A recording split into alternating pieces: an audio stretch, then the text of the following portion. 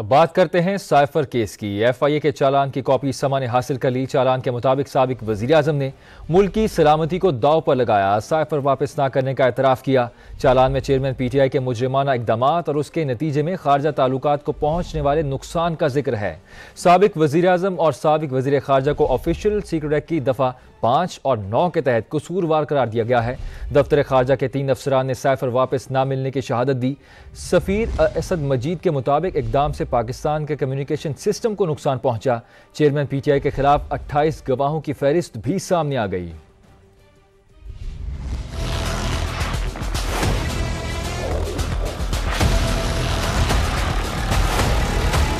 साबिक वजीर आजम ने मुल्क की सलामती को दाव पर लगाया।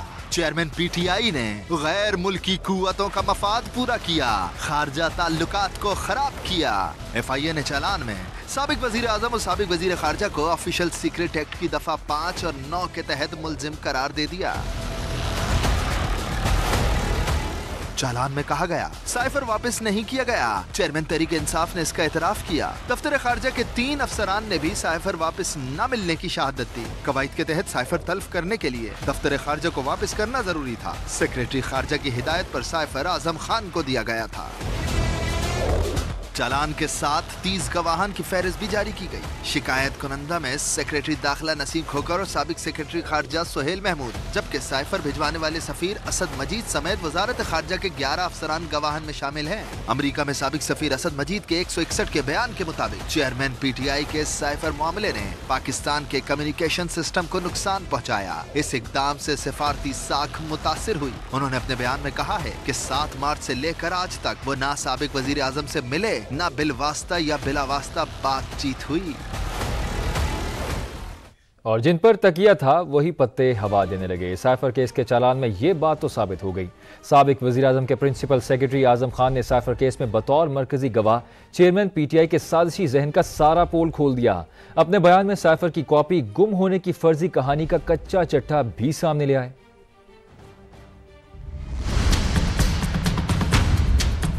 चेयरमैन पीटीआई की साइफर लंका घर के भेदी आजम खान ने ढा दी। ऑफिशियल सीक्रेट एक्ट अदालत में एफआईए की जानिब से जमा चालान के साथ साबिक वजीर आजम के प्रिंसिपल सेक्रेटरी के जमा करवाए गए बयान ने तहलका मचा दिया। समा की जानिब से हासिल की गई दस्तावेज के मुताबिक बतौर मरकजी गवाह बयान में कहा गया है कि सियासी मकासद और तहरीके अदम एतमाद से बचने के लिए चेयरमैन पीटीआई ने फौज के खिलाफ टारगेटेड प्लान किया। साइफर से मुतालिक स्पीकर ने रूलिंग चेयरमैन पीटीआई की हिदायत पर दी। शाह महमूद कुरैशी साइफर मामले पर चेयरमैन पीटीआई को पहले ही आगाह कर चुके थे। साबिक वजीर आजम ने इदारों के खिलाफ मौसर बयानियां बनाने को कहा। बताया कि इस साइफर को ऑपोजिशन के खिलाफ इस्तेमाल किया जाएगा।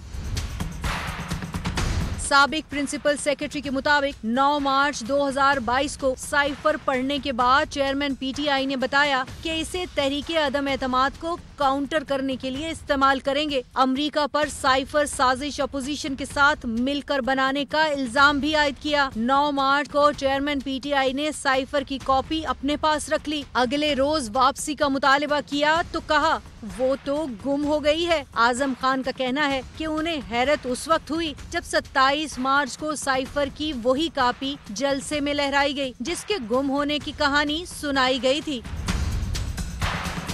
मरकजी गवाह के बयान में कहा गया है कि साइफर जिस चैनल से आता है उसी चैनल से वापस भेजा जाता है। 8 मार्च को साइफर से मुतालिक फॉरेन सेक्रेटरी का टेलीफोन आया। टेलीफोन पर साइफर की कॉपी वजीर आजम ऑफिस को भिजवाने से मुतालिक बताया गया। फॉरेन सेक्रेटरी ने कहा कि 9 मार्च को साइफर की कॉपी वजीर आजम के हवाले कर दें और चेयरमैन पीटीआई ने साइफर पर रायजनी और मंसूबाबंदी 9 मार्च को ही की। आजम खान ने तो साइफर बयानी के परखचे उड़ाए ही थे। रही सही कसर साबिक सेक्रेटरी खारजा सुहेल महमूद ने पूरी कर दी। बयान में सुहेल महमूद ने बताया कि साइफर 7 मार्च को आया, 27 मार्च को लहराया गया, 28 मार्च को बनी गाला में साइफर मुझसे पढ़वा कर ऐसे मीटिंग मिनट्स का हिस्सा बना लिया गया।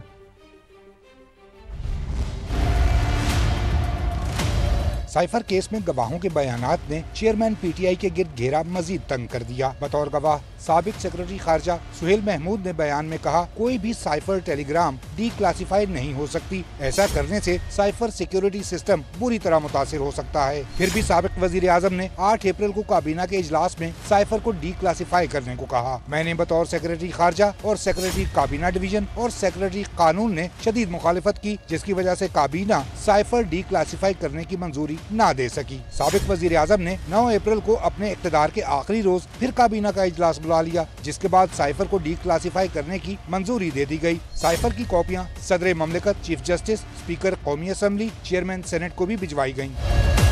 सुहेल महमूद के बयान में कहा गया है कि 7 मार्च 2022 को सफीर असद मजीद ने कॉल करके साइफर के बारे में बताया। दफ्तर पहुंचकर मुतल्लिका साइफर टेलीग्राम की कॉपियां करवाईं। 27 मार्च को साइफर लहलाने के अगले रोज 28 मार्च को बनी गाला में इजलास बुलाया गया। साइफर का मतन मुझसे पढ़वा कर मीटिंग मिनट्स की शक्ल दे दी गयी। सुहेल महमूद के मुताबिक इस मीटिंग में असद उमर, शाह महमूद कुरैशी और आजम खान भी मौजूद थे। बतौर गवाह साबिक सेक्रेटरी खारजा का कहना है, अमरीकी नाज़िमुल उमूर ने चेयरमैन PTI की जानिब से लहराए गए साइफर की नकल मंगवाई। DG अमरीका डेस्क फैसल तिरमजी के बकौल अमरीकी नाज़िमुल उमूर खुद साइफर लेकर अमरीका गयी। नाज़िमुल उमूर ने बताया कि जलसा आम में साबिक वजीर आजम के बयान को अमरीका अच्छी नजर से नहीं देखता। PTI चेयरमैन ने साइफर के मामले में कम्युनिकेशन सिस्टम को नुकसान पहुंचाया। हमारे सिफारतकारों और मुस्तकबिल की सिफारतकारी की साख भी मुतासिर हुई। असद मजीद का बयान समा सामने ले आया। अमरीका में साबिक पाकिस्तानी सफ़ीर के मुताबिक वो 7 मार्च 2022 से आज तक साबिक वज़ीर आज़म या उनके मुआविन ख़ुसूसी से नहीं मिले।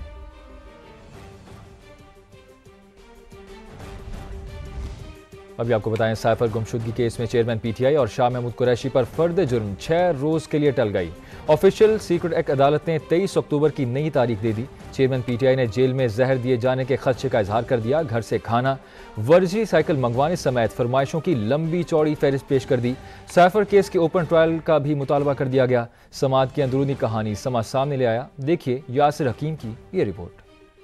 साइफर केस में चेयरमैन PTI और शाह महमूद कुरैशी पर फर्दे जुर्म 6 रोज के लिए टल गई। खसूसी अदालत के जज अबुल हसनात मोहम्मद जुल्करनैन ने वकला सफाई के एतराज पर चलान की नकूल दोबारा तकसीम कराई। फर्दे जुर्म 23 अक्टूबर तक मौखर कर दी गई। PTI वकला ने फिर भी तैयारी का मुनासिब वक्त न देने का एतराज उठा दिया। 7 दिन का टाइम नहीं दिया गया। उस कॉपी में जो हमें आज फराम की गई है, साइफर सिरे से मौजूद ही नहीं है। जो मुद्दा है अगर वही गायब है तो ट्रायल किस बात का है। जराये के मुताबिक दौरान समात चेयरमैन PTI ने जज से कहा कि जेल में कमरे की एक दीवार गिराकर वॉक की सहूलत तो दे दी गई, लेकिन वर्जिश का कोई सामान नहीं। एक्सरसाइज के लिए वर्जिश साइकिल घर से लाकर दी जाए। अदालत ने इन्हें जेल मैनुअल के मुताबिक वर्जिश का सामान मुहैया करने के अहकामात जारी कर दिए। साबिक वज़ीर आज़म ने जेल में जहर दिए जाने का खदशा जाहिर करते हुए घर के खाने और ओपन ट्रायल की इस्तदा की, तो जज ने कहा, बाहर या घर से आने वाले खाने की गारंटी कौन ले सकता है। आपने सिक्योरिटी खदशात का इजहार किया, इसलिए जेल ट्रायल हो रहा है। दूसरी जानिब इस्लामाबाद हाई कोर्ट में शाह महमूद कुरैशी की जेल ट्रायल के खिलाफ दरखास्त पर समाअत हुई। वकील ने ट्रायल कोर्ट के 9 अक्टूबर के हुक्म को कलअदम करार देने की इस्तदा की। चीफ जस्टिस आमिर फारूक ने रिमार्क्स दिए, जेल नोटिफिकेशन से मुतल्लिक हम एक ऑर्डर दे चुके, 1-2 दिन में फ्रीकैन को तलब करके आपकी दरखास्त पर हुक्म जारी कर देंगे।